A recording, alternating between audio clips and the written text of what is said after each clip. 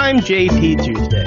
And I'm Kiki Cannon. As lifelong Disney fans, the work of countless talented Disney creatives have shaped our lives. Now, as the Disney catalog expands, we're taking a journey through film and television to discover if that spark that shaped us as children lives on in adulthood. Does your favorite Disney media still cast that same spell? Join us as we find out. We are Rewatching the Magic. Happy Revenge of the Sixth, Kiki. There is much revenging.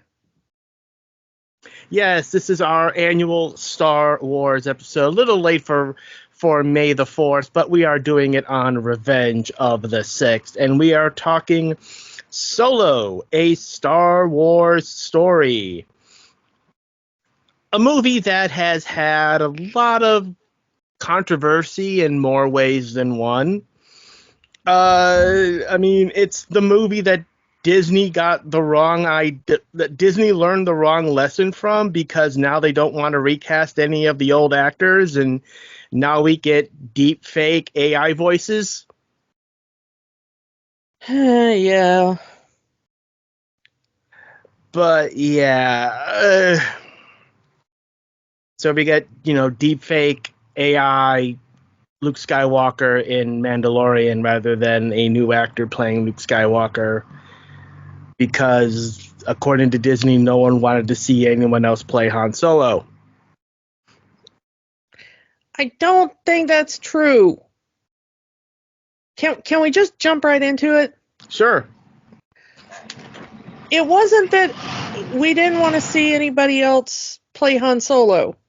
I'm just not sure I wanted to see this dude play Han Solo. It's hard to imagine the way this Han Solo, was written to become the Han Solo that we see in New Hope. Yeah. And honestly, I hate to say it, but who is this dude? It's really weird. Okay, I admit, and we've talked about it before, I have a lot of face blindness. Mm-hmm.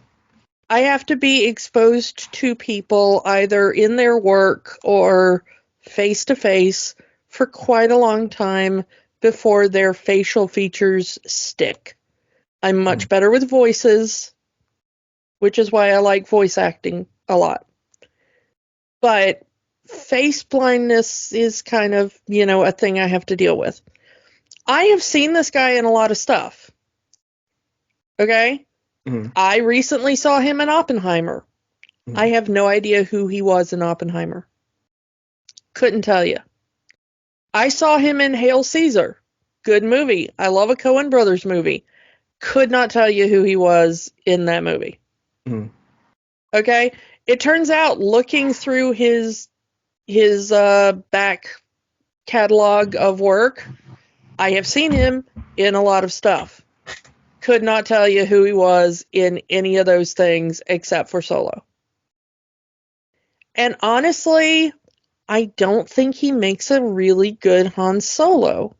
There's not a through line, and I think some of it is him. No offense. It's not really an actor's fault when they get miscast.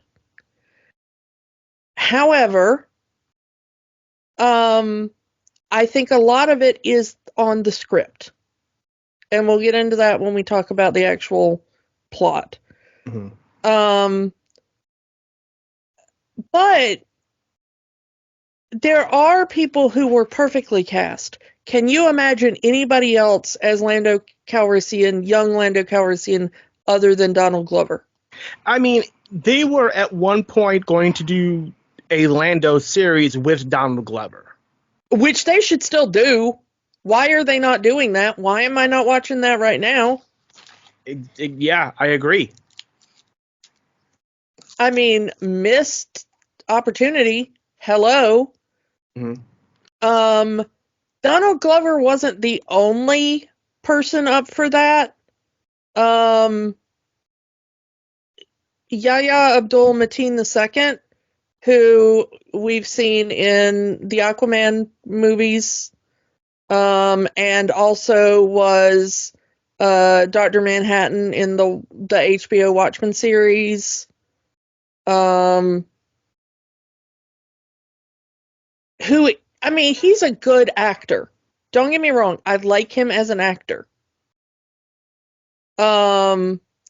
He is also supposed to play Wonder Man if that series ever comes out, which right now, question mark. Yeah, I mean, the last few months, Marvel and Disney have been saying that they're going to start cutting back on the projects, which, on one hand, I understand there's been a lot of Marvel projects over the last few years, but at the same time, my big fear is they're only going to concentrate on the big characters and not give the lesser-known characters their due. If they did not focus on lesser-known characters, we wouldn't have an MCU. Yeah. Nobody other than deep Marvel fans gave a crap about Iron Man. And that's why we have the MCU. So maybe it was all shut X-Men. up. Yeah, it was all X-Men and Spider-Man back in the 90s. Yeah. Also, Thor. Thor was a joke until the first Thor movie. Mm-hmm. Kenneth Branagh made Thor not a joke. Okay? Let's put respect on that name. So maybe learn the right lessons here. Mm-hmm.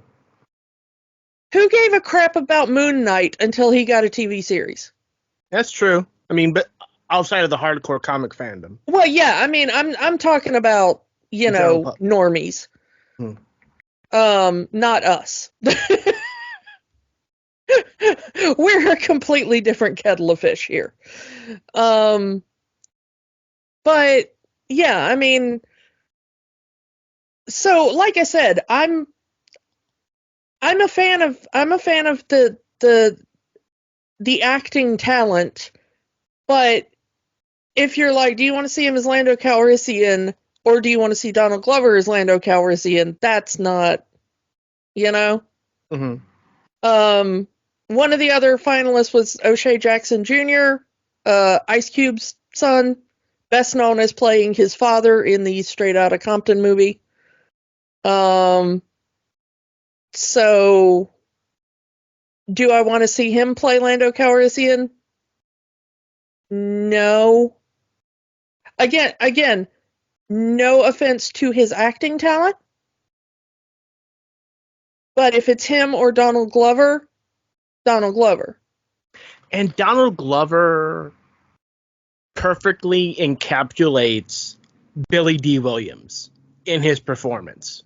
He's got the cadence of Billy D. Williams down perfectly. If you close your eyes and listen to the voice, the way he speaks, the intonation. I mean, background in linguistics here. He is perfect in the way he hits in linguistics it's called prosody, the kind of musical quality of the way a person talks. And he does that perfectly in the way he has Billy D. Williams' way of speaking. And I can't imagine anyone else nailing it that way, including the voice actors who do Lando in the various cartoons and video games and stuff. Some of that is actually Billy D. Williams. Well, yeah, I mean, Billy D. Williams has come back for some of that, but when people do Lando, and try to do their Billy D. Williams impression, no one has ever nailed it the way Donald Glover does. Mm. You believe that is young Billy D. Williams. Mm. So, perfect casting.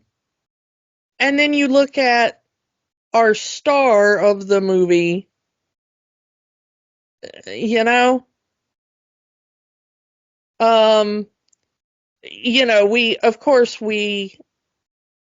ended up with Alden Ehrenreich playing Han Solo, but there were so many famous people that were up for this.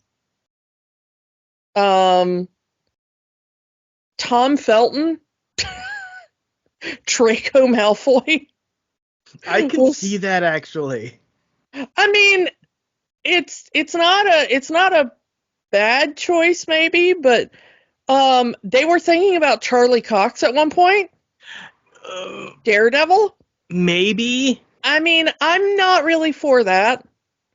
At one point, Rami Malek, and I love Rami Malek, but no. Aaron Taylor Johnson, who was Quicksilver in Ultron. I'm thinking no on that one as well. Taron Egerton, maybe. Eggsy. Yeah, he might have pulled that one off. I mean, he pulled off young Elton John. I can see him doing that. Well, yeah, but also remember, I don't like. I mean, he's Welsh and not English, but you know what I say about, like, we have American actors. Yeah. Can we please use them? Speaking of American actors, some of the American actors that were up for it, Ansel Elgort, Dave Franco, who, no. Can we not? No. Miles Teller, I'm on the fence about that one. I mean, I think as much as I'm kind of against going across the pond for American replacements, I think Taron Egerton is maybe, of those. I don't know how you feel about it. Like, of the ones we talked about, if they can play the role, sure. I mean, we get dialect coaches are a thing. I'm okay with it. But I mean, as far as the Han Solo-ness of it. I mean, there are people who were saying, well, why not this actor? He looks like Han Solo. He looks like, he looks like Harrison Ford. This actor looks like Harrison Ford, which I understand that you would want an actor that looks like Harrison Ford to play Han Solo, but looks are only half of the performance. You actually have to act. You actually have to get the cadence. You have to get the movements. And the problem with this movie is that you don't get the looks, you don't get the cadence, you don't get the body language of Harrison Ford. And you also don't really get the charisma, I don't think, of Harrison Ford either. Say what you want about Harrison Ford, and there is stuff to say. He did not give 3 Fs about Star Wars. Well, yeah, I mean, there is that. And he also couldn't get 3 Fs about Marvel. I mean, he's about to have, he's our new Thunderbolt Ross. Thunderbolt Ross, and he's like, yeah, I don't care about this Marvel crap anyway, whatever, but sure. Just give me a paycheck, I don't care. But he is a rather charismatic guy on screen. And I just really didn't get this from Alden Ehrenreich, I think that his version of Han Solo is too hopeful. Like, the way they have him growing up, he grows up as an orphan, he grows up in the streets. He is way too hopeful for someone who had that rough an upbringing. Also way too naive. Oh, so naive. This is 10 years, it's 10 BBY in Star Wars terms. So, 10 years before A New Hope. And we're we're seeing him almost unrecognizable, which is weird because he should already start having some of that edge. Yeah. He should already be a smuggler. Well, I don't think we necessarily have to see him already a smuggler. So on Corellia, he is basically Oliver Twist. You know what I mean?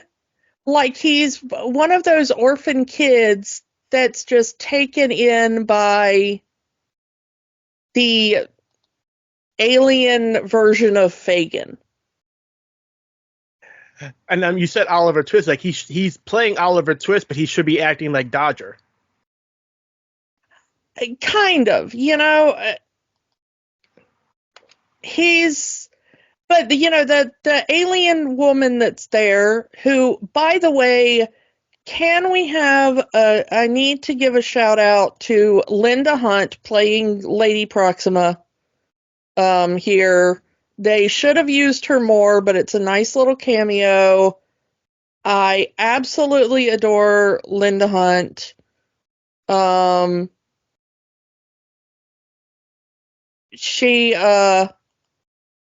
We talked about her, I think, before when we talked about Pocahontas, because she's also in that. She is Grandmother Willow in that, so I know we talked about her at least in that. But does a lot of voice work. And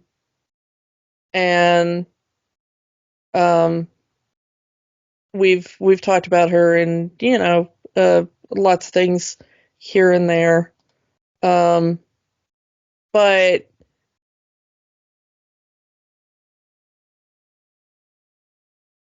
she shows up just very briefly to voice Lady Proxima before Han burns her with sunlight. Ruthless. Which does seem like a Han Solo thing to do. Yeah. You start out and you're like, okay, that's, yeah, go Han. But, she's kind of the Fagin to his, either Oliver or Dodger, however you want to see him.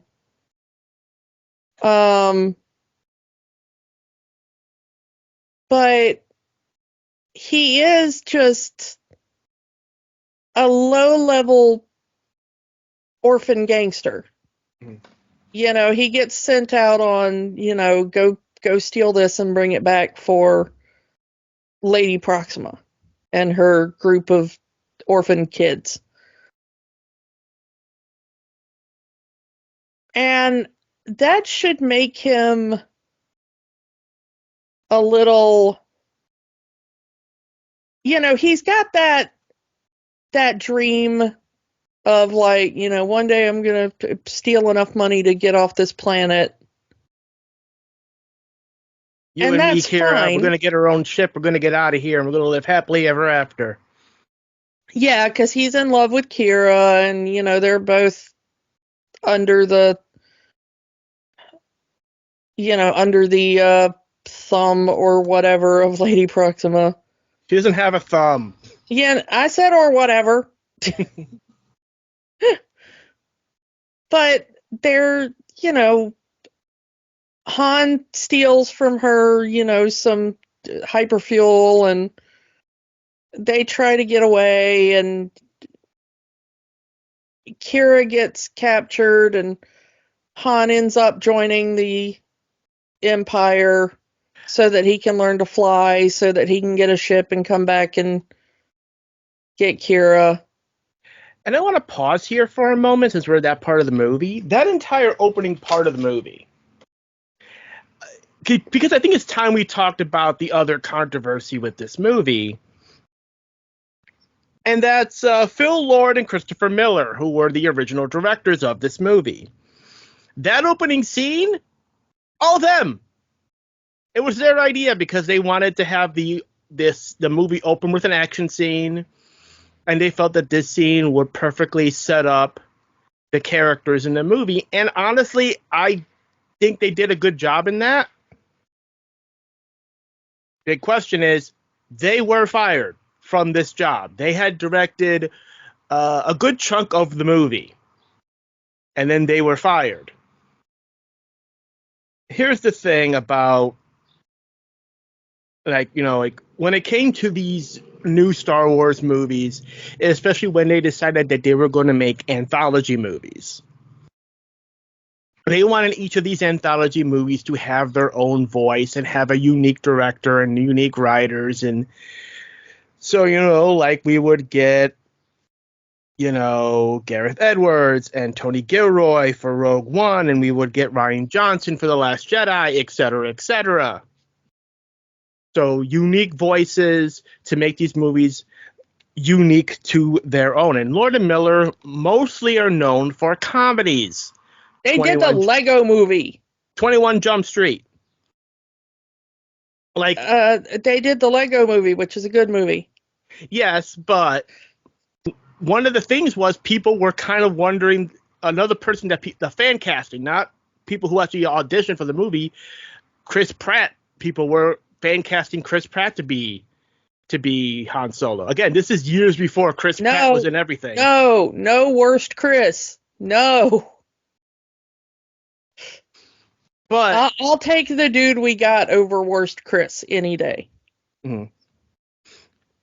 But also, of course, the Spider-Verse movies.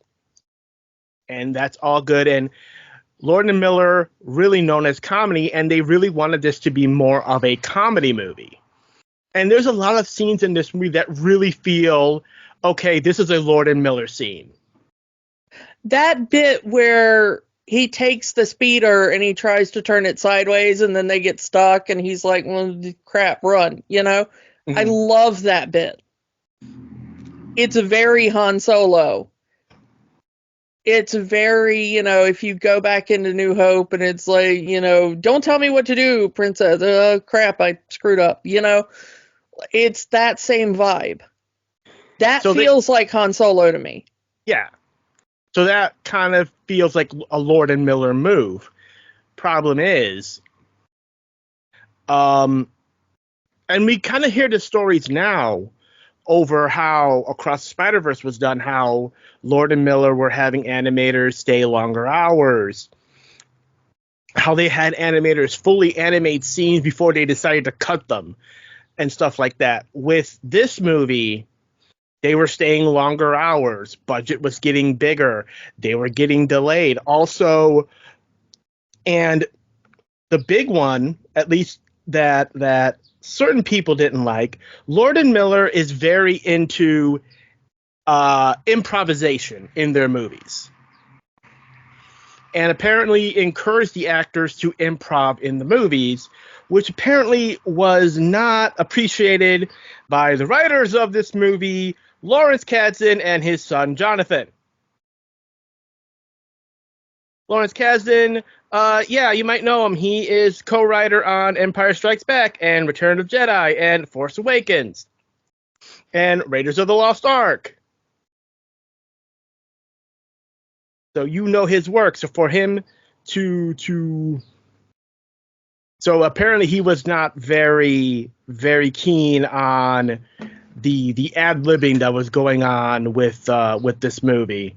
But again, like I said, this movie was also going behind schedule and a bit over budget, which Disney steps in. Okay, Lord and Miller, you're out. Enter Ron Howard, who reshoots everything that Lord and Miller did so he can get sole directing credit. Kind of a douche move. Kind of, but I get it. I mean, I get it, but kind of a douche move. Yeah. No offense to Ron Howard, who we have talked about before, and we both have great respect for. Great director. Yeah. But yeah, most of the comedy bits in here were Lord and Miller's additions to the script and were kept in. But apparently Ron Howard agreed with those decisions because he kept them in his reshoots. And it's a Ron Howard movie because Clint Howard has a cameo in the movie. Which I am always fine with. Yeah. I mean, go Clint Howard.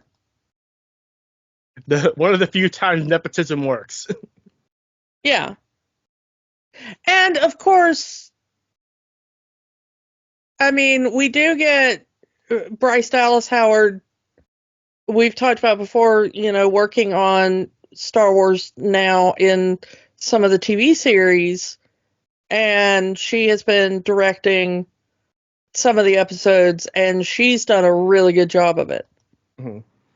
So, again, maybe nepotism works in that case as well, because I've enjoyed her directing work on that. So it seems that she learned a lot from her father.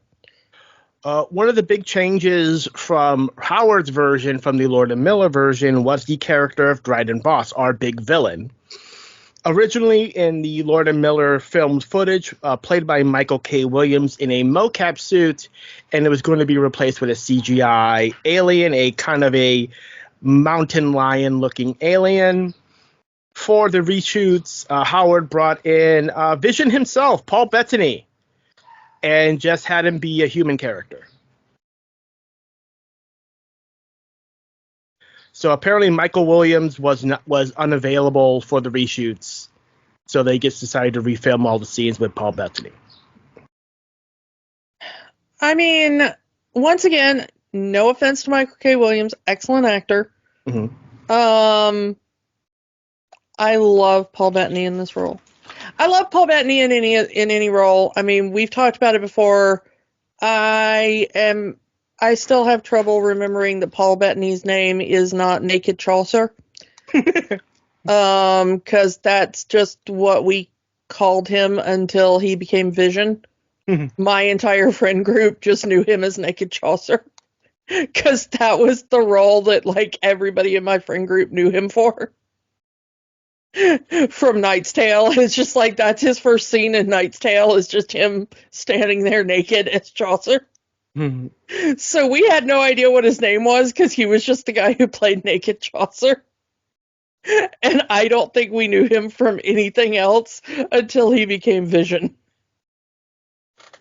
No offense to Paul Bettany, who is an excellent actor and I love. But for like 15 years, that is the only role that my friend group knew him for. And then we would see him in other things and we'd be like, hey, is that Naked Chaucer? Technically, he's still naked as a Vision.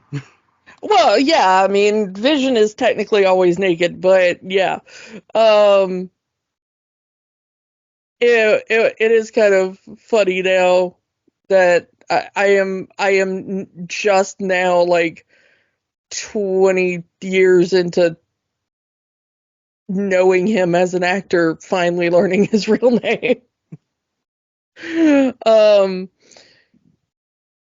But yeah, I really like what they did with the character. I don't know how it would have worked as, like, weird CGI mountain lion or whatever. And we will probably never see that other footage. Yeah. Which is kind of sad, so I can't really compare. But I absolutely love Voss as a character because Paul Bettany is so evil. So cold. And like, it's not even I have a point kind of villain. It is, and it's not even mwahaha mustache twirling evil. It's like, I am a businessman. My business is crime. You mess with my business, I'm going to kill you. Yeah, I mean, he's very easy to understand. And he's just ruthless in that very capitalist sort of way, you know? there is the traditional idea of the villain always sees themselves as the good guy. Mm-hmm. But I kind of like the subversion in this movie that he doesn't see himself as the good guy. He knows that he does awful things, and he does not care. Yeah, and we find that Drayden Voss is the public face of a criminal organization known as Crimson Dawn, the public face during the Empire years, because, well, the real head of Crimson Dawn cannot show his face in public. Let's rip that Band-Aid Because he's out. dead. He's not dead. He's dead. He's got metal legs. It's somehow Darth Maul returned. This movie made me feel like I was insane. We got to talk about this. So we got Ray Park back as Darth Maul with Sam Witwer doing the voice. The same person who does the voice for the Clone Wars cartoon for Star Wars Rebels. This is bringing the Star Wars animated cartoons canon to the live action projects. Justice for Peter Serafinowicz, who did record all the lines and then was recorded over by Sam Witwer. Probably because the audience that this is aiming to will probably be more familiar with his voice in Clone Wars. This movie made me feel like I was losing my damn mind. Yeah, when we talked way back last year when we talked about the Clone Wars cartoons, you were like, the Clone Wars cartoons aren't canon. Stop making these cartoons canon, and they're canon. I'm just, it drives me absolutely nuts. When I saw this movie, I think you were the first person I contacted. I think I was like riding in the car on the way home from the theater. And I was watching it in the theater with a bunch of friends because that was, we were at a convention. We were all together at a convention, and this movie had come out, and we went to go see it. And that was the big gasp when Darth Maul showed up at the end of the movie, metal legs and all. Then I get out of the theater, and there's a text from you. And I was like, when the hell does this movie take place? Because Han Solo is not that much older than Luke and Leia. Like, he's older than Luke and Leia, but he's not that much older than Luke and Leia. Because I'm like, Darth Maul is in this thing, and he's still alive, which means this has to take place before Phantom Menace. I was so confused. I'm like, this has to take place before Phantom Menace, but the Empire is in this, so it can't take place before Phantom Menace. But Darth Maul is in this, and Darth Maul is very, very dead. So how does the Empire exist before Phantom Menace? And also Darth Maul is in. None of this makes sense. Who screwed up this timeline this badly? And then you were like, oh, it's in the cartoons. And I'm like, F the cartoons aren't canon. And you were like, well, yeah, they are. And I'm like, no, they're not. I will myrtlate anybody who says these cartoons are canon. Well, his name is Dave Filoni, and he wears a hat. He wears a cowboy. Yeah, no, and I'm fine with that. Bring me the head of Dave Filoni.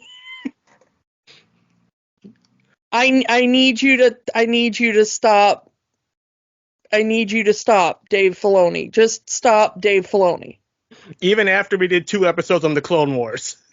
And one episode on No, just stop, Dave Filoni. That's like, I mean, we're not talking about like a Zaslav situation here, but, you know, maybe stop Dave Filoni from doing the thing. And a whole Ahsoka series that's a sequel to Rebels. Which was not really a great series. We'll get into that maybe at some point, but no. I said what I said. You can come at me on social media all you want. I'm easy to find. So, yeah, And also part of Crimson Dawn is Han's little girlfriend Kira, played here by Emilia Clarke. And before we started recording, we were talking about other actors who were considered for the role of Kira. I think one of the most interesting things about this movie is all the other people that might have been in this movie. I mean, am I wrong about that? Because we were talking a little bit about it off mic. Mm-hmm. But, like, so, you know, we've already talked about who might have been Han Solo, who might have been Lando Calrissian, who might have been Kira includes Tessa Thompson, which I think I would have loved, because I am a total stan for Tessa Thompson. I mean, we've talked about that before when we've talked about Thor things. Mm-hmm. Zoe Kravitz was another one, which might have been interesting. Jessica Henwick from Iron Fist. Yeah. Interestingly, another Game of Thrones person. She was Nymeria Sand. But interestingly, it's really weird that the character of Kira was based off who they were originally going to cast for this movie, was apparently supposed to be a person of color. Yeah, one of the things is that somebody who did later end up in Star Wars, the woman who played Bix Colleen in Andor, she was originally up for the part of Kira. She also was Anathema Device in Good Omens. Yay. But yeah, I mean, there were a lot of interesting things, and then they went with Emilia Clarke, who I love as an actor, you know. The thing is that for the most part, the actors they went with, all really good actors, but it's very interesting to consider who, you know, alternate castings on this. Like, we were also talking about that the Woody Harrelson part was originally supposed to go to Christian Bale, which would have been very interesting and a totally different vibe. I just find it funny that there are these projects for these Star Wars movies, and they always end up with the white English actor, because you have Emilia Clarke, you got Felicity Jones, and you get Daisy Ridley. Yeah. And the thing is that a lot All of good actors. I'm not gonna deny any of those three. It's just now that I'm actually thinking about it, I've noticed a pattern. Yeah, it's like they had a bunch of people in contention. It's really interesting that almost all of the other people who were up for the part of Kira were people of color, except for Emilia Clarke. Yeah, black Like women, Puerto pretty much Rican women, everybody, Asian. yeah, pretty much everybody on the list was, you know, Black, Asian, Latina, you know, some person of color, and then Emilia Clarke, who is like pretty much straight down the line white English actress. Which I don't know what, you know, like I said, I love her. I adore her as an actress, and she does an excellent part in this. But it's just really interesting that when it came down to the short list, it was like 8 actresses of color and Emilia Clarke. Could it have just been because she was like the recognizable face of the most popular TV show of the time? I'm really hoping it was that. I'm really hoping it was that. Because people tend to forget how big Game of Thrones was at this time. Yeah, I think this was before the final season dropped. Yeah. And we all collectively wiped Game of Thrones from our memory. We do get Tandui Newton in here, speaking of actresses of color. As Val Beckett, which is Tobias's wife. Some sort of partner. I don't know if they're actually married, but they both have the last name Beckett, so. Oh, do they? Yeah. Oh, okay. Well, I mean, all right then.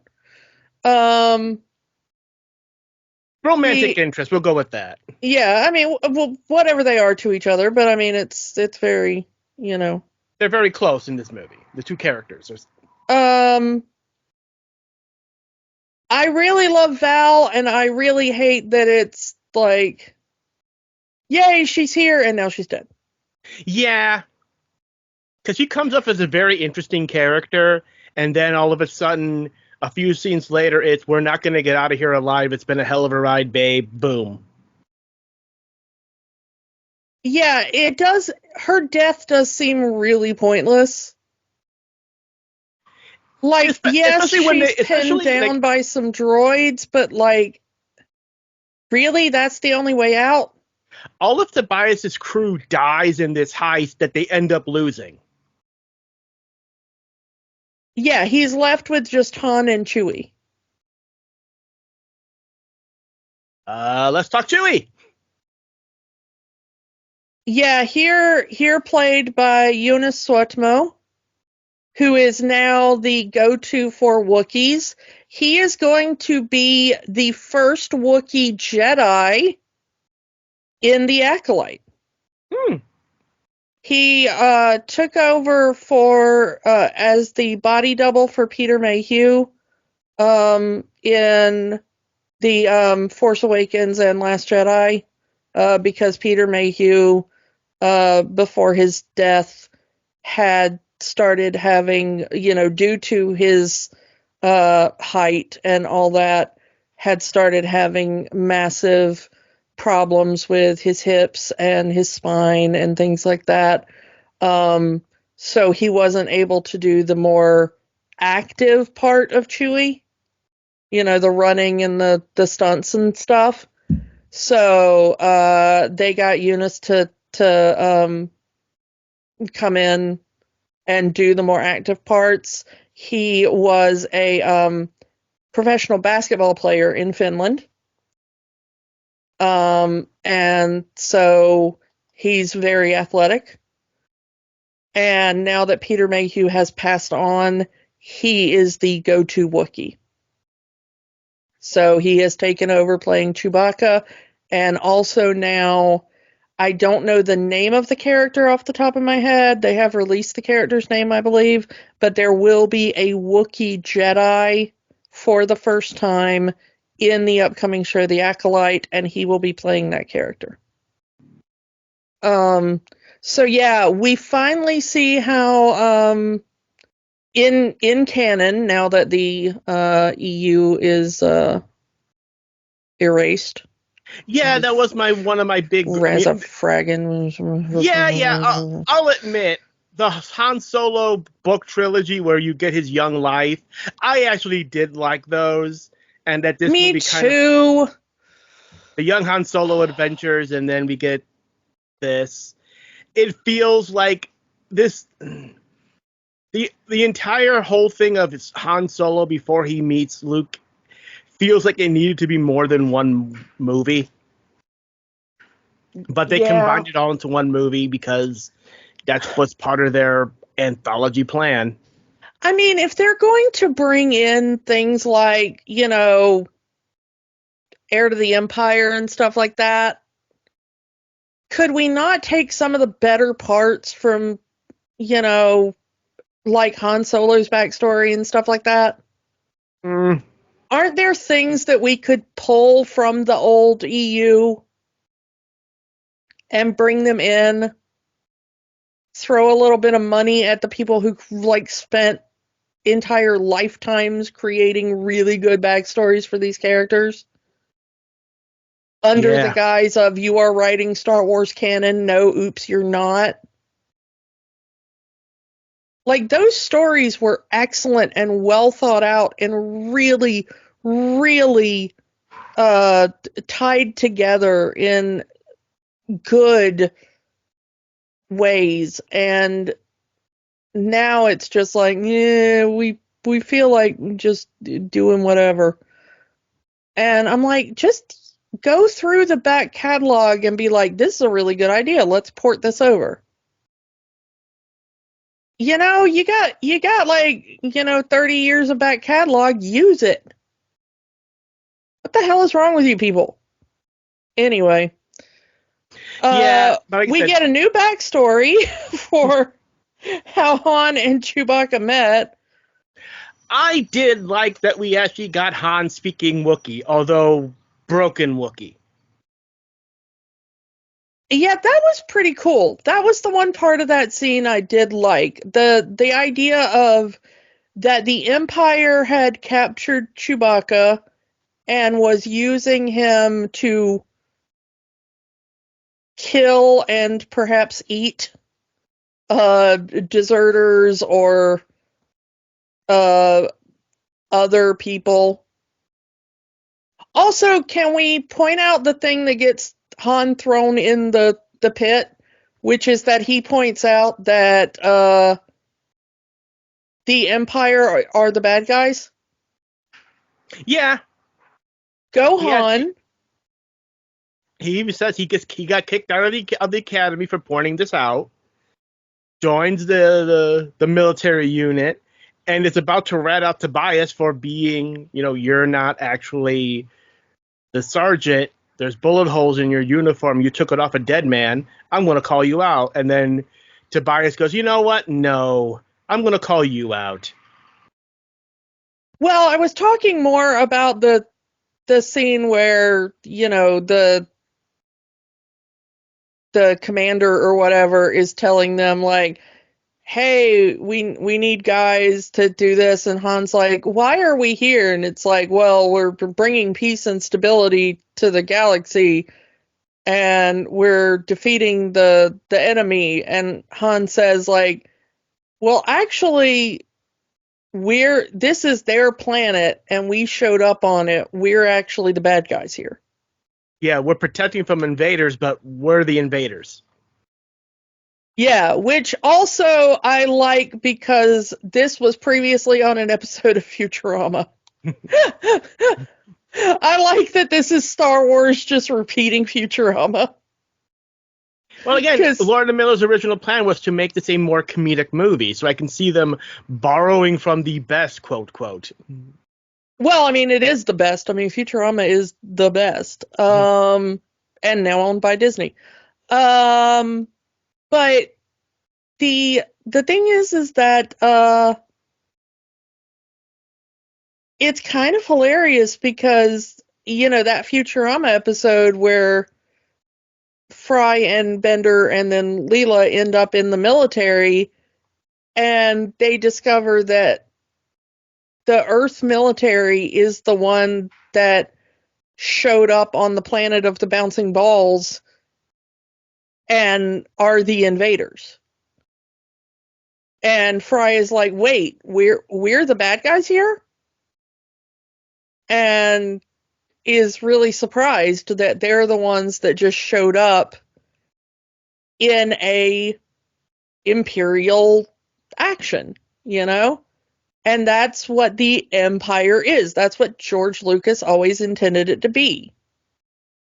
It is an empire in the truest sense of the word. They go around and they take over other places. And we see Han experiencing that firsthand as a member of the Imperial military. And he doesn't buy into the propaganda. He understands that the Empire has shown up to this planet and they are taking it over. It is imperialism in the dictionary definition of the word, which I like. Good part of the movie. Go movie. Yay. Yeah. Clap, clap. And I do like that, Chewie goes through his whole story, and Han tries to translate it but he's not. Again, like I said, he doesn't speak fluent Wookiee. It's broken Wookiee, so some of the words he has a hard time translating. And basically, the thing is that the Empire kidnapped his family, and he wants to find his family. And I like that there's an idea of he's either saying family or tribe, and the question comes up, what's the difference? So this movie is very much found family is family. Yeah, which I like, because that is kind of what Star Wars is about. Yeah.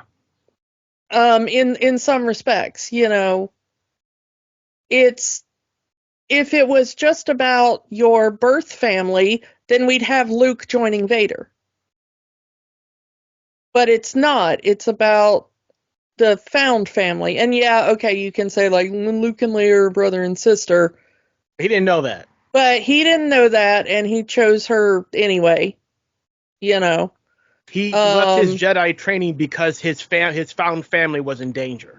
Because Han was in danger, because, Lando was in danger, because, yeah. Mm-hmm. That Star Wars has always been about, forging alliances among people who are different. Mm-hmm. And Han and Chewie become family.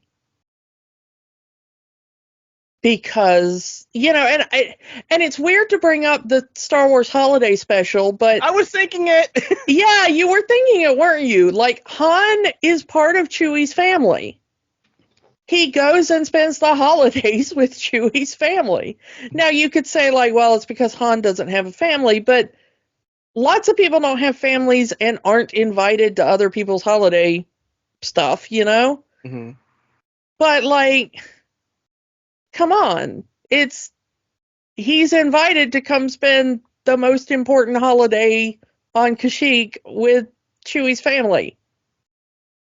That's family. Mm-hmm. So, and yeah. You think that that's where this is going. That we're going to get the found family of outcasts and rebels and orphans, and then everything goes topsy-turvy. The heist goes wrong, everybody dies, and then Beckett ends up going Stone Cold Steve Austin, don't trust anybody on Han. Oh, and can we mention Jon Favreau? Yeah. I'm so mad that Jon Favreau died. That is that Rio Durant character. I love that character so much, and I'm so mad that he died. Why did that character have to die? Why did Val have to die? I mean, I think Val got fridged. I consider that a fridging. I don't know if you do, but I do. I don't know. Tobias Beckett's character feels like, yes, that is his partner, and he did feel bad when she died, but it feels like character-wise, it was only a matter of time before he dropped her anyway. If the score was more important than her life, if he was going to make more money off anything else over her, he would have taken it. At least that's how the movie is to let us believe. At least later on, after all this has happened. I mean, maybe. Yeah. But I don't know. At the time, every time I watch that scene, it just feels like such a pointless fridging to me. Because there are almost no women in this thing, and except for the only one that gets like actual screen time that lives is Kira.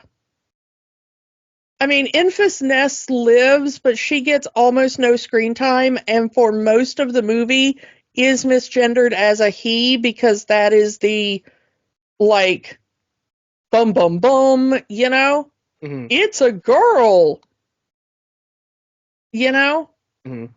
Like, Enfys Nest is called he for the entire movie until she removes her mask. Mm-hmm. And every other female identified character except for Enfys Nest and Kira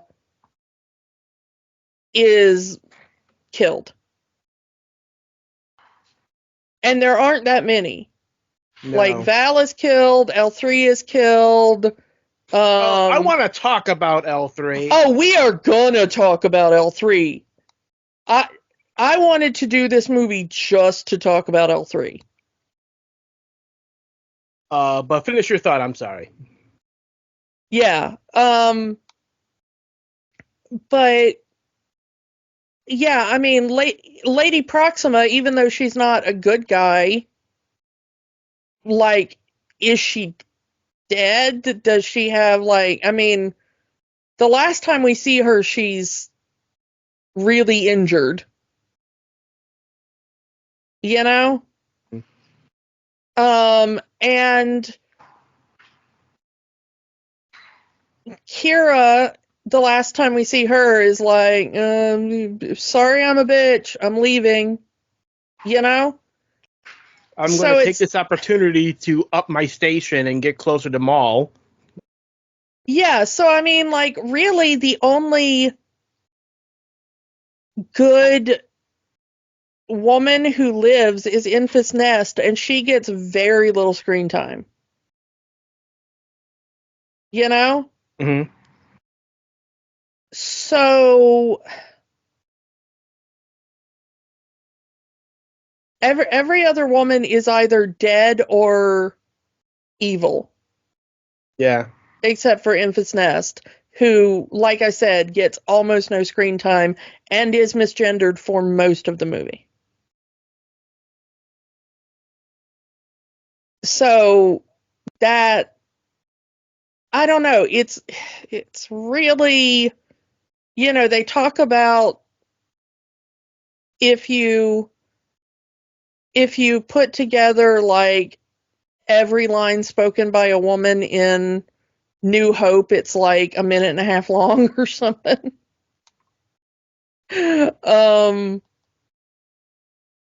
This kind of feels like that, you know? Yeah. Which kind of annoys me. But yeah, we never finished talking about Han and Chewbacca's meeting. I like that Han and Chewbacca immediately run a con. Like, that's their first thing together.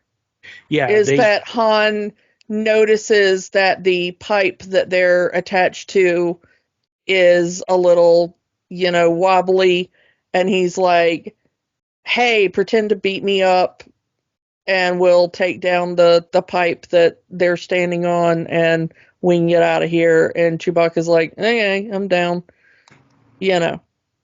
The great fight of pretend. I love how he says that in broken Wookiee. But it's a good thing, you know, like, we will do, you know, we will do the pretend, and Chewbacca's like, yeah, okay. Your Sounds Wookiee's like a bit off, but I get it. But see, this is why you should learn other languages, even if they're broken. Mm-hmm. People will respect you if you at least try to learn their language. And I do like how that's how their friendship starts. He just starts speaking Wookiee to him. Oh, you can speak Wookiee. Yeah, I can speak Wookiee. And I like that one of the first things he does is like kind of insult Chewbacca in Wookiee, in broken Wookiee. It feels like that's like the first thing he probably learned in Wookiee. Yeah. But yeah, the you know, that's how it starts. The friendship between Han and Chewie. So let's backtrack one because I really want to talk about L3. L337. This Leet. is definitely This is a Lord and Miller joke. This is a Lord and Miller joke because they have a droid named Leet. Yeah, and I can't imagine Ron Howard putting that joke in. Yeah. And she is Leet. She is voiced by Phoebe Waller-Bridge, Fleabag herself. Mhm. And I love this character, and I hate what they did to her. So they introduce it. How would I explain this? I'm trying to be kind. They have her.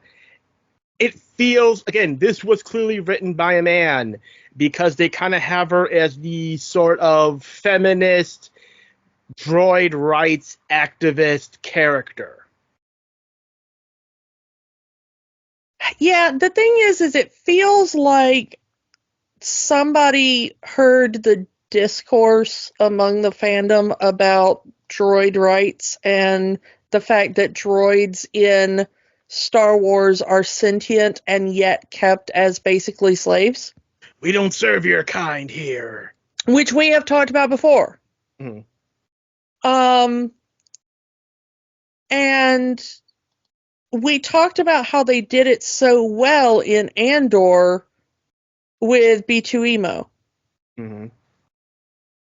And how Marva and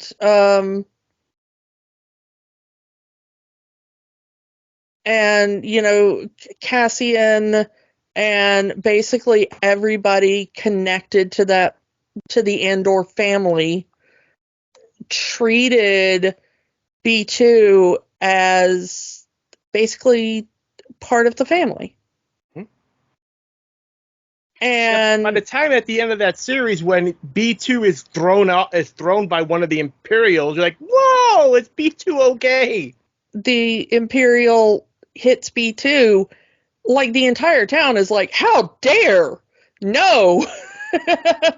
Screw the Empire! Beat up that Imperial! He hit B2!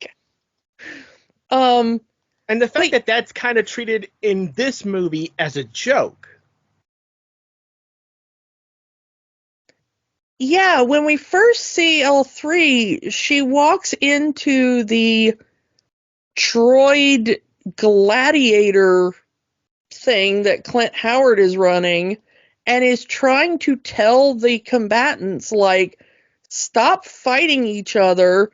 Why are you risking your lives for humanoid entertainment? They don't care if you live or die. And honestly, she has a point. What is in it for the droids? Are they getting a cut of the profit? Like, a boxer has the consent to go into a ring and risk their health. They get a cut of the profit. You know? Mm-hmm. They can say yes or no to a fight, theoretically, it is a sport. They sign a contract. They get compensation. Presumably, the droids are not being compensated in that way. They have no rights. She is correct on an ethical level. If you consider a sentient being to be worthy of freedom, most droids in Star Wars are known to be sentient. Mm-hmm. So she is correct in her statement. And it is treated as a joke. Lando kind of rolls his eyes and he's like, oh, L3's at it again,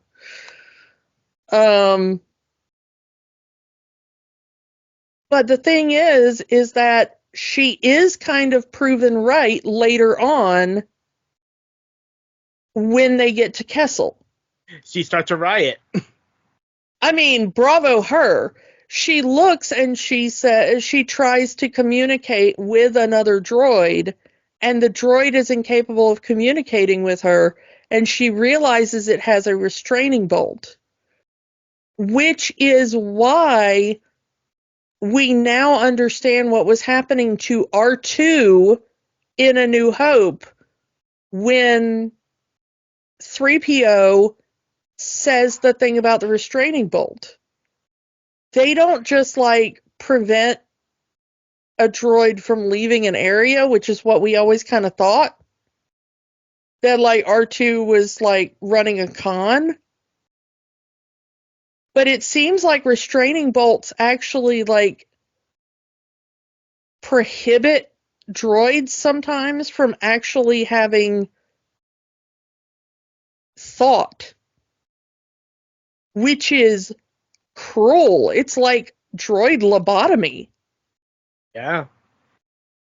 And once she removes the restraining bolt, the droid is like, oh my god, I have my brain back. What do I do? And she's like, go free your other droids. And the droid is like, freedom! And as soon as the other droids are free, they choose to start the riot. L3 actually doesn't tell them to do that. She tells the first droid, like, go remove the restraining bolts. And then the droids themselves are like, screw this place and everyone in it. Riot. Free the prisoners. Kill the guards. That's not L3's doing. It takes like more than one viewing of the movie, I think, to really understand that.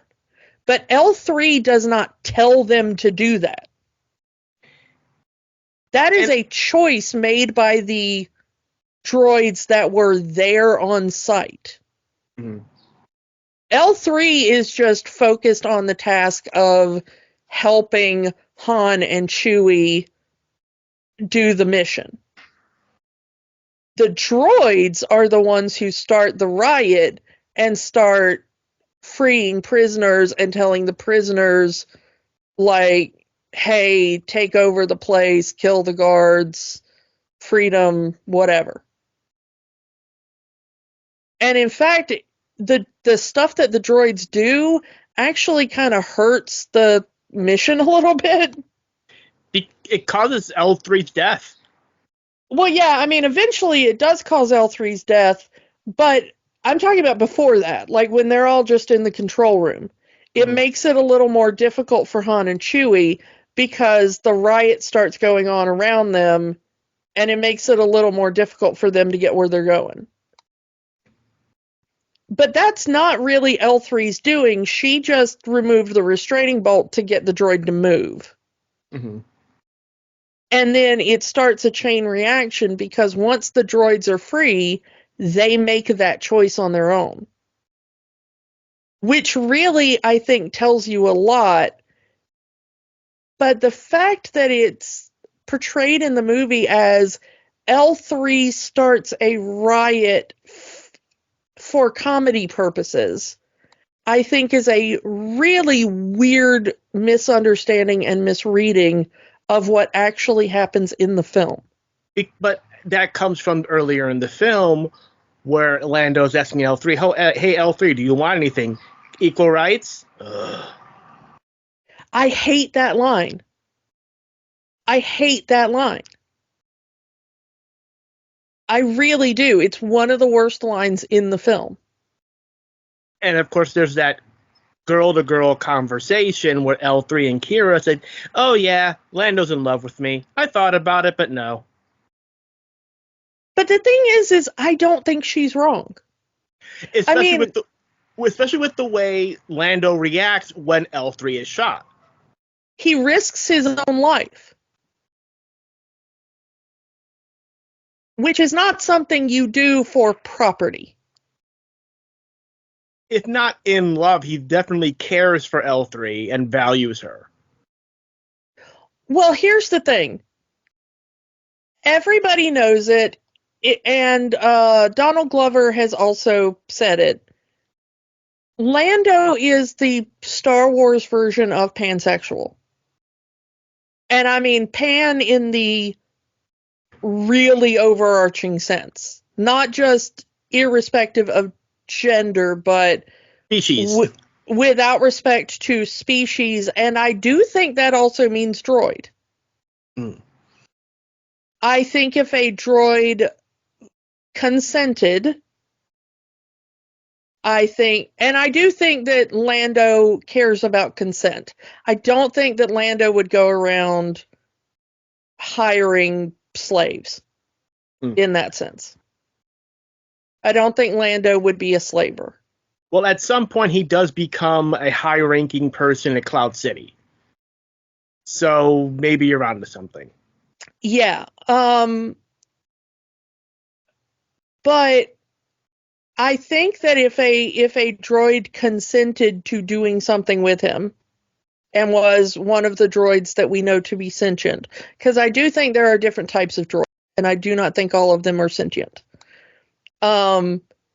I think Lando would be down for it. And the fact is, L3, when Kira says, but how would that work? L3 is like, oh, it would work. So there is apparently a way for droids and humans to get it on. Well, she does say that she's thought about it. Yeah. And so she's considered the idea of having a relationship with Lando, but probably she would want a relationship with another droid. Yeah, and I think that would be fine. But I think that if Lando considered her property and was in love with her, he would have tried to force that. And the fact that he hasn't, I think, proves that he does not consider her property.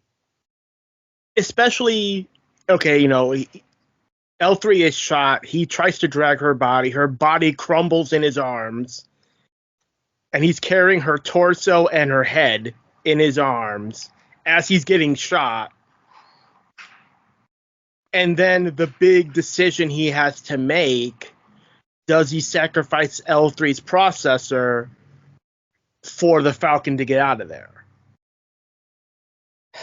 And this is the thing that I really hate. I mean, I hate it more than anything else, I think, in this movie. Which makes it sound like I hate this movie. I do not. Okay, well, we'll get into that more later. But I hate this decision as because far as it's storytelling decision. It's not L3's decision. Yeah, we go through the whole thing of L3 being a freedom fighter, L3 wanting equality, L3 wanting to make her own decisions. Freedom. And instead, she becomes basically enslaved to the Falcon for eternity. She's part of the ship now. All to make sense of a throwaway line. Sir, I don't know where your ship learned to communicate, but it has the most peculiar dialect. And the weird dialect does probably help me end my suffering. Because, if it was a situation where L3 still had function and said, Lando, we need to get out of here, you need me, but I can't help you, take my processor and make it part of the ship. If it was L3's decision, it would have been a better ending. But because it's not her decision, and it's a decision that Lando has to make, that he has very hard trouble trying to do, he is contemplating this idea. He doesn't know if he doesn't do it, they'll die. But if he doesn't do it, if he does do it, L3 is gone. If they don't do it, they'll die. If they'd have just added in a tiny scene where he's like, no, we'll get out of here and I can fix your processor and put you in a new body. Because that is the one good thing about droids. Mm-hmm. And she says, no, I know this area. You won't get out of here without me. And maybe she says, I care for you, Lando, or I want you to live, or, carry on the fight without me or something, Mm-hmm. If they made it her choice to save Lando, It would have I'm been okay with it at that point. if it would have been a nice thing, is like, Lando, what? I love you too. Do it. Yeah, I mean, maybe not even like love, but respect, and she wants him to live, and he promises like, I'll fight for droids or something, like, Because when L3 shuts down, that caress that Lando does to L3's face, like, that is not someone who views and this droid as property. and that is the thing of like, if you understand why both Han and Lando are so attached to this ship, it's because that it has, for lack of a better term, the soul of someone who gave themselves to save them. It's not just a ship, it's actually a personality of someone they care for. Someone who basically gave up their life and their freedom in order to save them. They have an obligation to keep this ship running, to keep this ship safe, because it has L3 in it. This is L3's body now. It's not the Millennium Falcon, it's L3. That would make so much more sense if it was a noble and willing sacrifice. And it would explain why these two men are so endeared to this hunk of junk ship, Yeah. The garbage will do. And I would have preferred that, but the way that they do it, it's you take a freedom fighter and you've enslaved her. You take a freedom fighter we've made fun of the entire movie, and now you've enslaved her. And I dislike that to my very core. Because L3, I think, is one of my favorite characters they've ever put into Star Wars, and I think she was treated absolutely abominably. Maybe, dear listener, you might have a different opinion on it, but, I think that's our opinion here. Yeah, and it feels to me like they were mocking the fan discourse about, Star Wars has always been really weird about the idea of slavery. One of the major characters was born into slavery. And the Jedi, who are supposed to be the ultimate good in the galaxy, take him and just leave his mom there to be a slave. Like, they don't even buy her out of slavery. Nope, we can only buy one of you. Bring the boy. They don't go back for her later and buy her out of slavery. Nope, you can't have any. They don't send a mercenary to go back and just buy her freedom and let her just live and be like, hey, I know we took you and we're raising you in a cult now where we don't let you have any emotional ties, but just so you know, your mom is free. Yeah. Like, maybe he wouldn't have turned to the dark side if they had been like, sorry we took you away from your mom, but we did buy her freedom and we set her up on like a little farm somewhere. And one thing I did like, and the Clone Wars cartoon actually does address that, the Jedi just let slavery happen in the universe. There are planets where slavery is legal. Anakin tries to make sure that doesn't happen, and here he's told, no, that is the way. That is not our responsibility. Is to end slavery in the universe. Our responsibility is to protect the Republic. And of course, the slave that was his entire life ends up becoming a slave to the dark side in a suit where he can never touch anything ever again, because his freaking arms and legs got cut off. Because somebody else had the high ground. Yep. So let's talk about the you can't trust anybody portion of this film, because that's the other thing. I don't know. So we got Woody Harrelson in here, who, I mean, he's good as the, I don't know if he's the primary bad guy or the secondary bad guy. There's a few bad guys in here. Mm-hmm. But you know, he's the smuggler that is the mentor here for Han once he leaves the Imperial forces and is a deserter and whatever. But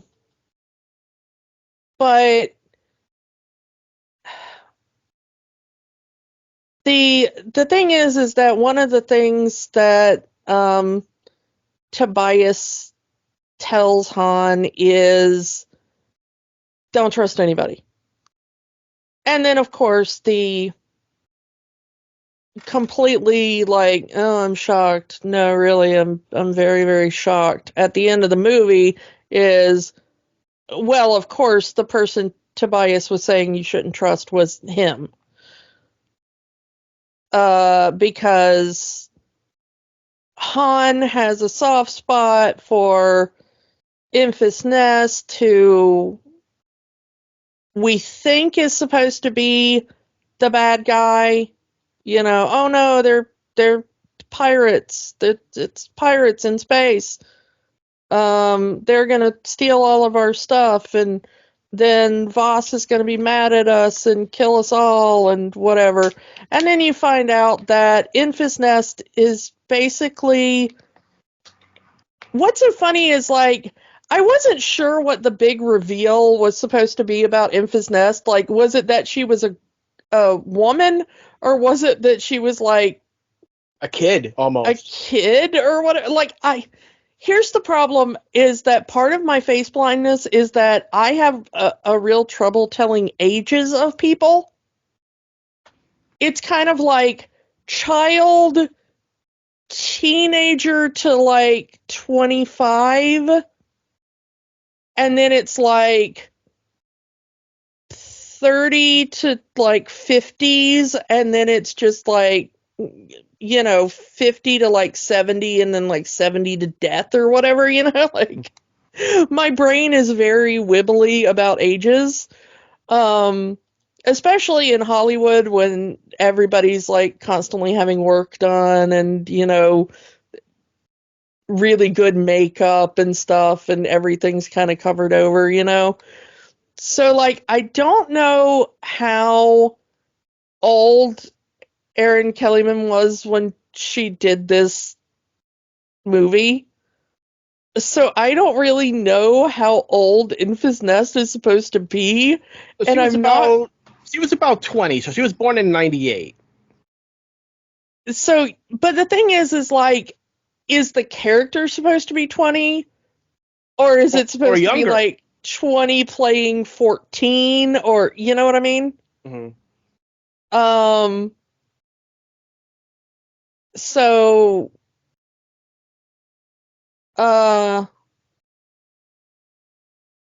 but I wasn't sure. She says she took over from her mother, and her mother used to wear the mask.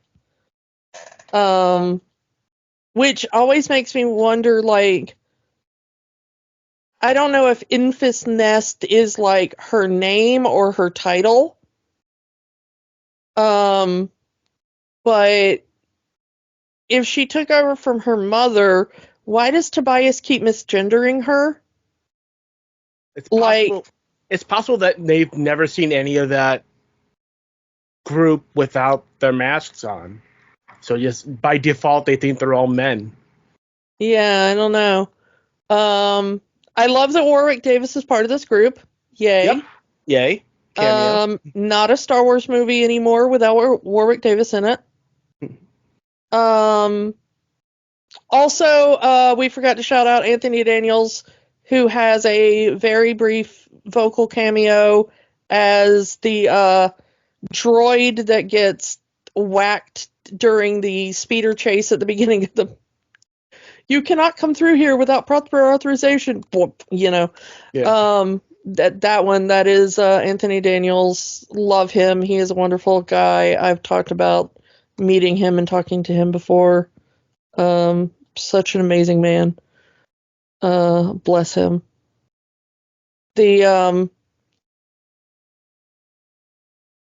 But yeah, so I was never sure if we were supposed to be like, it's a woman, or if it was supposed to be like, it's a tiny child. That's the implication I got watching this movie. Oh, this is a kid. So Crimson Dawn has taken over this world. They've enslaved the people. They've cut their tongues out so they don't speak. It's possibly Voss himself. Yeah. Where it's a little iffy on whether or not Voss himself is the bad guy who did it, but it's definitely Crimson Dawn. This is when Han starts going like, oh, here I am working for the bad guys again. And the thing is, like, okay, I know that this is 10 years before we see him again. But the thing is he grew up as a thief working for some sort of crime syndicate run by Lady Proxima. One of my favorite parts of the movie is kind of easy to miss if you're not paying attention, and also if maybe you don't understand like music theory.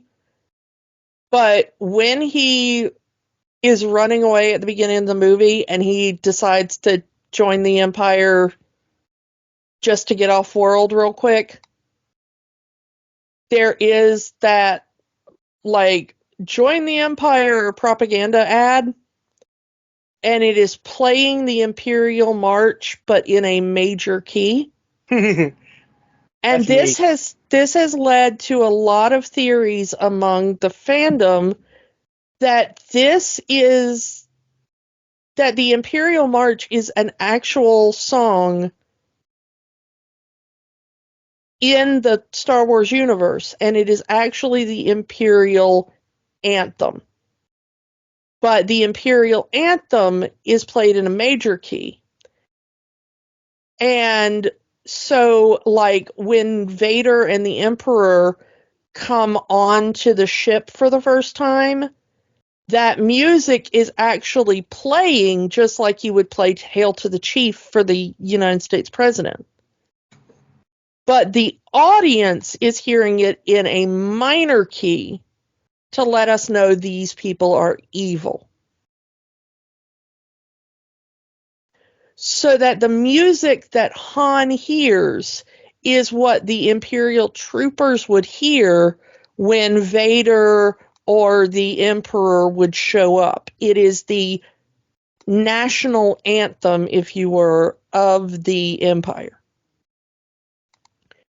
So that this is what they hear in universe. And the scary minor key, bum, bum, bum, bum, bum, bum, bum, bum, is what we, the audience, hear to let us know these are the bad guys. And I freaking love that theory. Because it makes so much sense. Like, of course the Empire sees themselves as the good guys. This is their national anthem. Look at us. We're the greatest, And so Han hearing that is not like an Easter egg for the fans to be like, ha ha ha. It's actually what the people in the universe are hearing. It's the propaganda of the Empire. Which I think is the coolest idea ever, and I want them to make that officially canon. Like, screw you, Dave Filoni, and your cartoons. This is what I want to be official canon. Because to me, that makes so much more sense than Darth Maul somehow survived. But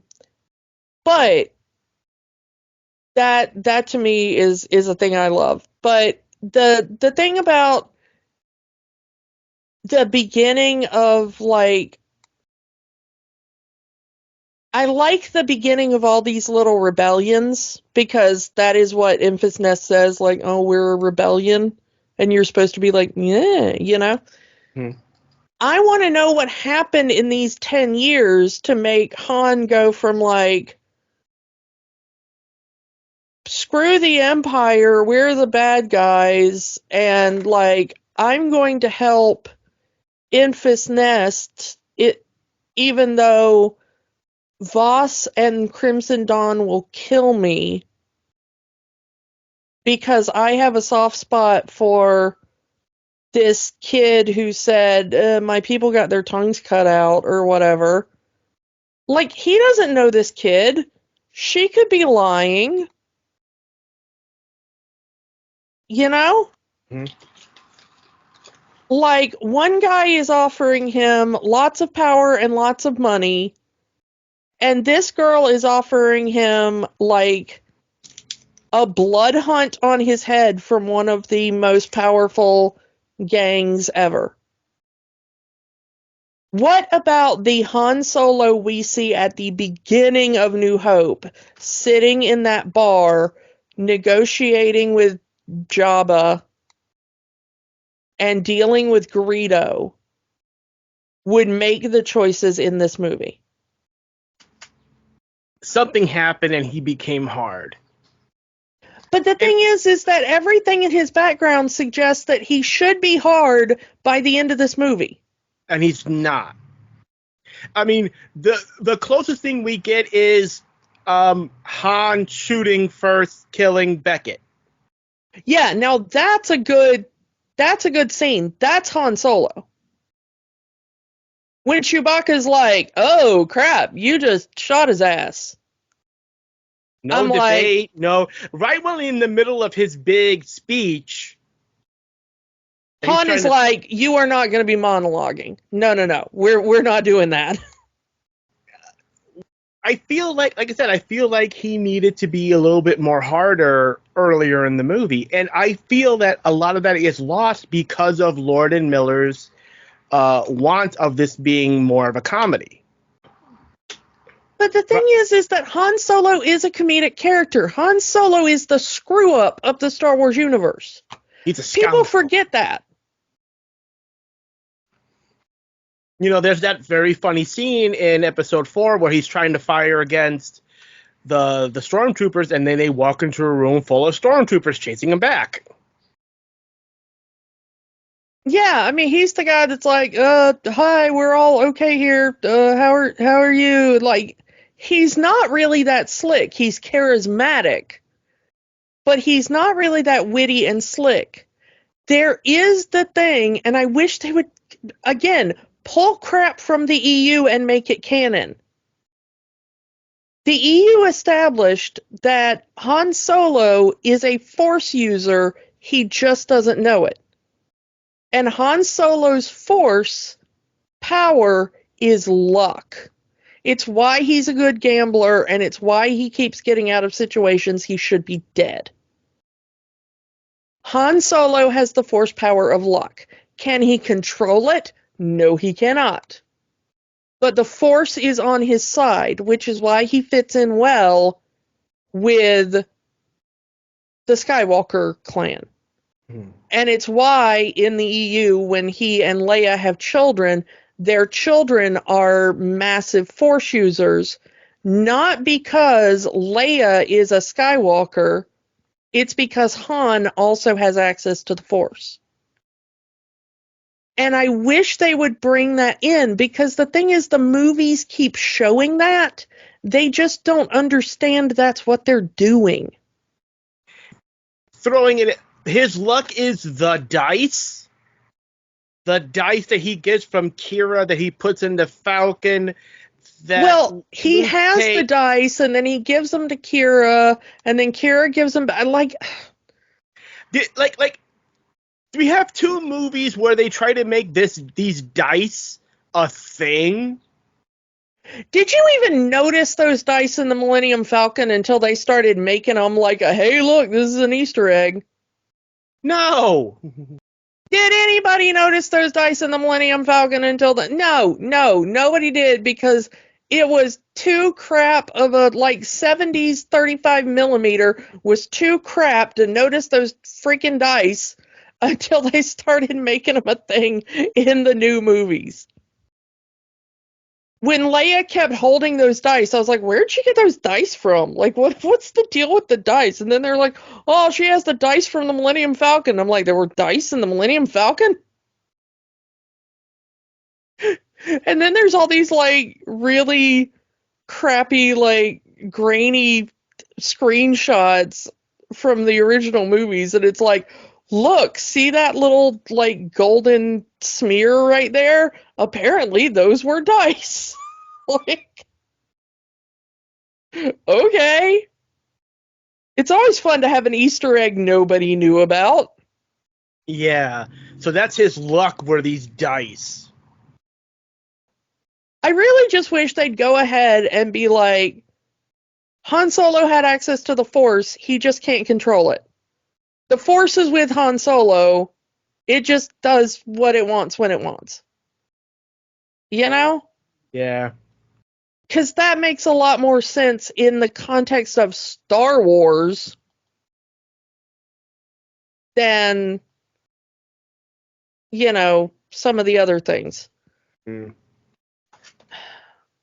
But yeah, the thing is that it makes, like, it makes the character growth in New Hope kind of pointless. Yeah, he already starts off as the good guy, and then something happens that is never really shown in the movie, that he regresses to kind of being a selfish a-hole, then he becomes the good guy again. Like, why not always have him be the selfish a-hole? Well, the thing is that I think it would have been a little bit better if you saw that, like, Kira was the one on Corellia that kept trying to make him be a better person. You know? Mm-hmm. Like, he kept saying, like, why should we help these people? And, like, maybe Kira kept giving, like, a portion of their food to people less off than them or whatever. Or a portion of whatever money they stole to these. Yeah, and he kept going, like, why do you do that? Like, we earned that, and, you know, like, we need to keep that for us, you know? And she was always, like, his moral conscience or whatever. Yeah. And then, like, they get separated, he goes off, he gets, like, mildly brainwashed by the Empire, and then he ends up with Tobias and his gang and everything. And then he finds Kira again, and she plays on that stuff.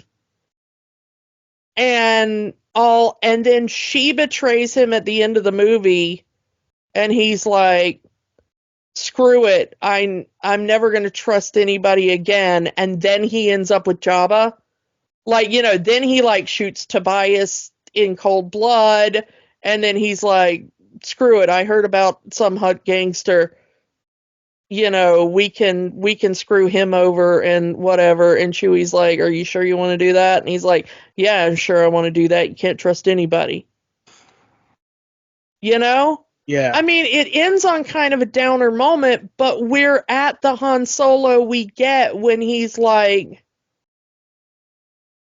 you know, hey kid, you know, your stupid religion and whatever, it's here's a blaster by my side, and I just care about money, and, you know? And, like, yeah, did we really need to see how Han got his gun? And it's so anticlimactic. Someone gave it to him. Here's a gun. Shoot. Did we need to see how he got the name Han Solo? Oh, Han you're Han. singular. Han individual. Yeah. Like, this movie did not need to happen. I'll be honest. People say that about Rogue One. You know, Rogue One is a pointless movie. Han Solo is a kind of a pointless movie, but they could have done more with this movie than they did. Someone once said that the problems with this movie is that it plays it too safe. And I'm hard pressed to disagree with that. Yeah, I mean, the thing is, I like so many parts of this movie. It sounds like we don't like this movie, and I mean, I don't know how you feel about it, but I like this movie. Not I terrible. really wanted to talk about this movie. Like I said, does this movie need to exist? No, but did I have fun watching it? Absolutely. But the thing is that I needed it to be tweaked, and I don't know whose fault it is. I mean, I say fault, but I wanted it to go a little more in depth. I feel like it's a little too shallow. That's what I meant by playing it safe. It never really goes as deep as it could go. Yeah. Because this is a Han Solo movie, he needs to be likable, but we lose that scoundrelness. We lose that nihilism. We lose that Star Wars equivalent of an atheist. Did you ever feel like Han Solo in episode 4 was unlikable? I mean, he's a scoundrel. Very selfish, and that was kind of the point. That he's all about himself. He's all about the score.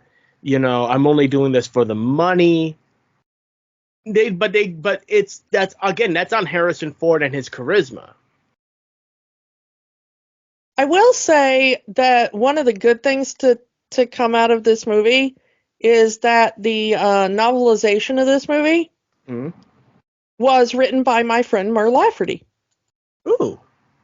Love Mur. She's amazing. I adore everything about her. If you've never read any of her books, please go read her books. She's done some tie-ins, but also her original fiction is excellent. I highly recommend everything she's ever done. So, you know, go look her up. Right now, her most recent stuff is a series called The Midsolar Murders. So if you like murder mysteries, but you also like things set in space, so like Star Wars, it is right now there are 2 books in the series: Station Eternity and Chaos Terminal. Station Eternity and Chaos Terminal are the 2 books, and they are murder mysteries set in space, like I said. So if that sounds like a thing that you would like, look those up. That's Mur, M-U-R, Lafferty, Lafferty.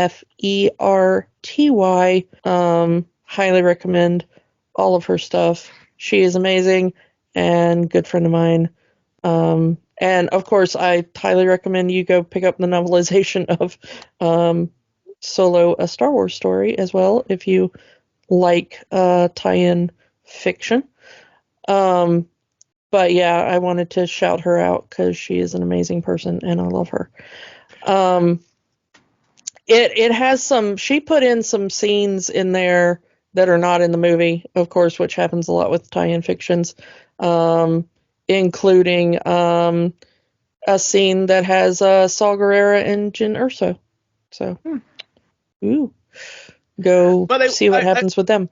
I will say that, we did get one good thing out of this movie, and that is Millennium Falcon Smuggler's Run at the Disney parks. Because that ride is kind of based off the heist in this movie. What are you doing in that ride? You're driving the Millennium Falcon, picking up train cars full of Calaxium, which is what they're doing in this movie. Yeah. Okay, so we haven't talked about one of the big things that they've added to the canon We have to talk about the Kessel Run.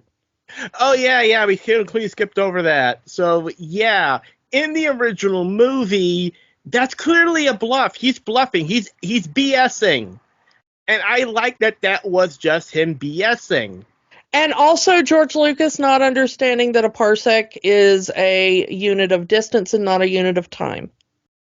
So what they do is they show the Kessel Run, which I don't think they really should have done that in the movie. And it explains how can he do it in 12 parsecs? Galaxium. Well, and a black hole and an octopus monster. I was going to ask, how do we feel about the story they came up with for it? I didn't like it. I wish that they had not shown the Kessel Run at all. I'm kind of with you because, okay, so here's the thing, if you've been in Star Wars fandom for long enough, you know how this went down. It's the ship that did the Kessel Run in less than 12 parsecs. That's what he says in the original movie, less than 12. So this is a big fish story that keeps getting bigger fish over the years. By the time he meets Obi-Wan and Luke, it's less than 12. In this movie, it's 12. By the end of the movie, it's like just under 12. Okay. And yeah, he says, yeah, we did it. Kessel Run, less in 12 parsecs. And Chewie's like going, really? Well, it's 12 if you round down. Yeah, it was just a little over 12, and then he says 12, and by the time he meets Luke and Obi-Wan, it's less than 12. Yeah. So Han's really stretching that. The thing is, though, is that in this movie, in episode 4, like I said, it happens because George Lucas did not understand that a parsec was not a unit of time. It is a unit of measurement. It is a unit of length, specifically. So a parsec is distance. It is not time. It sounds like it should be second, but it's not. It's distance. It's like a mile. And so the Kessel Run in this becomes you have to go through a very specific tunnel to avoid your ship being busted by this weird cloud full of debris and space squids and a gravity well and whatever. Because that is the safe path that has been charted. And it takes 20, I believe, that they 20 parsecs or something I forget exactly how much. Okay. So it takes a certain number of parsecs, a certain distance that you have to go through this safe tunnel, and it takes a certain amount of time and a certain amount of distance. Well, thanks to enslaving L3 in the computer, they end up charting a better course between L3's computer and a little bit of luck and the fact that they've got unrefined fuel in the Falcon. So it's basically a trick nobody will technically be able to repeat. Because the circumstances will never be duplicated. Yeah, it was absolutely just a weird set of circumstances. They had the best nav computer, they had the correct fuel, which nobody would dare take with them because it's not refined and it was about to explode.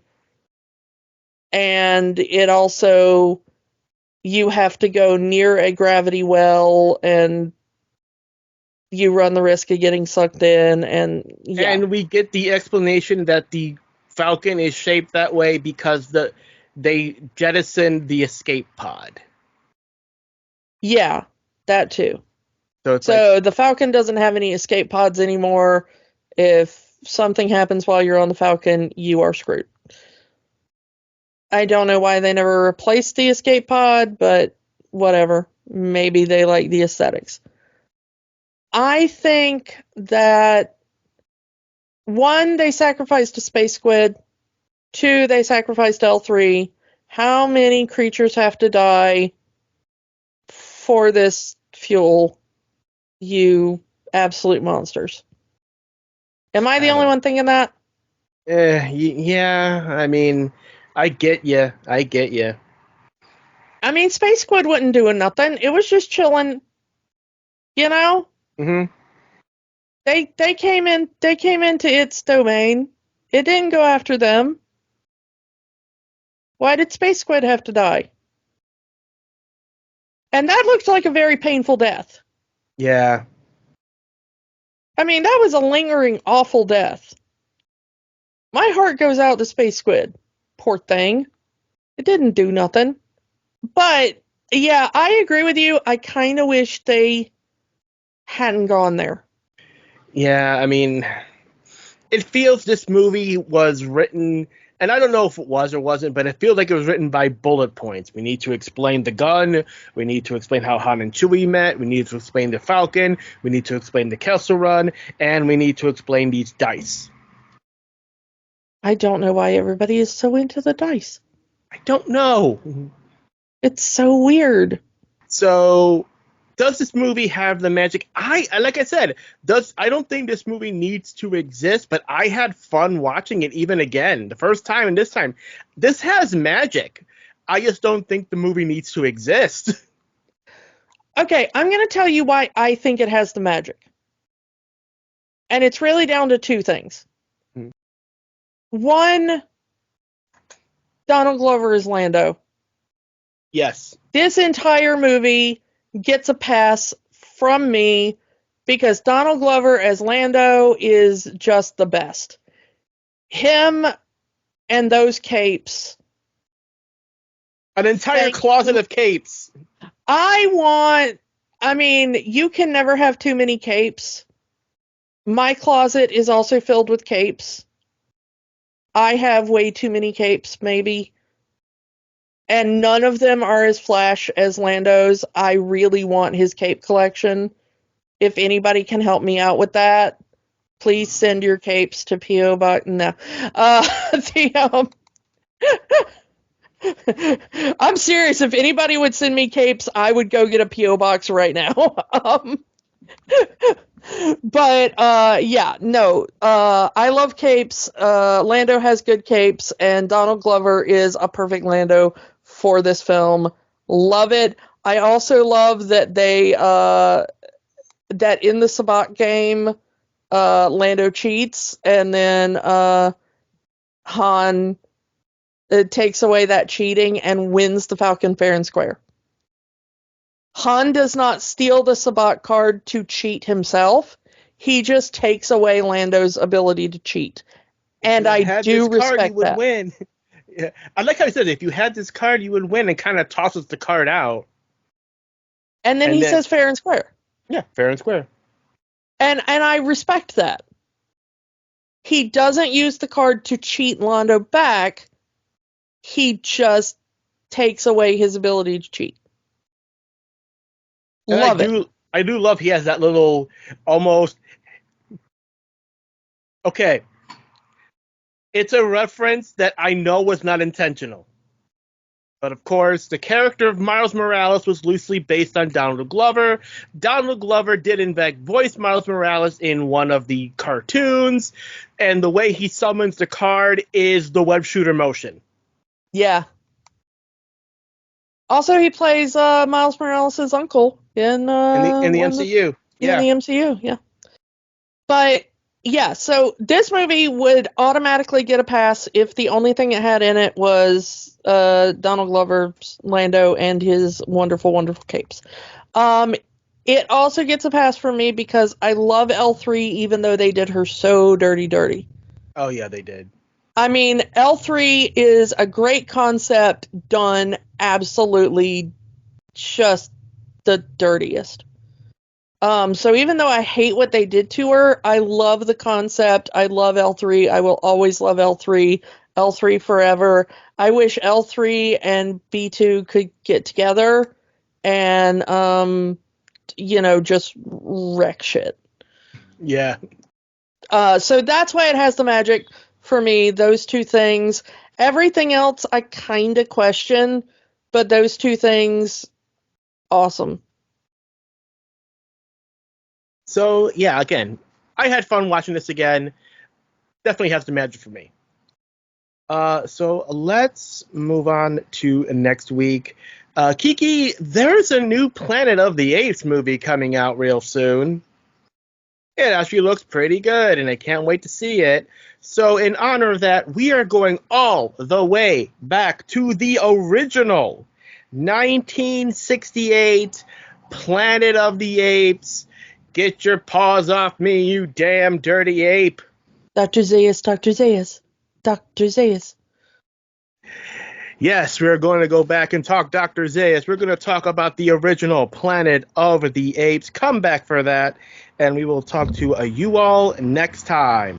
Bye. Bye. Don't let the magic stop here. Join our conversations on Facebook, Instagram, and Threads at Rewatching the Magic. We are on the X, formerly known as Twitter, at Rewatch the Magic. And new episodes are available every week at rewatchingthemagic.podbean.com. Remember, the magic is for everyone. It only stops if you let it. Podcasts are fun. But there's work to be done. We encourage you to get involved. Here are some organizations we support. The American Civil Liberties Union fights for the constitutional rights of all Americans. Find them at aclu.org. The National Network of Abortion Funds helps people find access to safe abortion services. Their site is abortionfunds.org. The Trevor Project provides a 24/7 crisis helpline for LGBTQ youth and education services for schools on LGBTQ issues. They can be found at thetrevorproject.org. Or find a way to help in your area.